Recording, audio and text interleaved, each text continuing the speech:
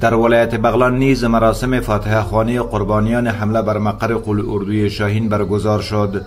جنرال اکرام الدین سری قماندان امنیه ولایت بغلان که در این مراسم صحبت میکرد قول داد که به زودی انتقام خون همسنگرانشان که در قول اردوی شاهین شهید شده اند را میگیرند.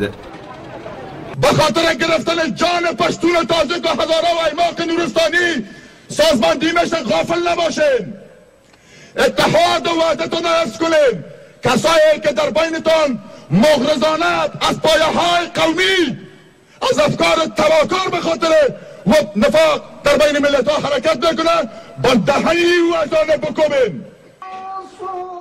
و محمد حنیف گهگدای عضو شورای ولایتی بغلان که به نمایندگی از مردم این ولایت و در حمایت از نیروهای امنیتی صحبت میکرد گفت این زحمت و تکلیف خونی صدها شهید است که مردم در امن و امان زندگی میکنه. این را مردم فراموش نخواهد کرد.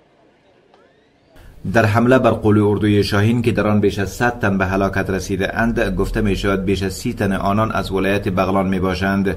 بازماندگان قربانیان این حادثه مسئولین قول اردو را متهم به بی‌پروایی و حفاظت از جان سربازانشان می دانند و می گویند اگر آنها اندک مراقب اوضاع می بودند چون این حادثه هرگز به بار نمی آمد.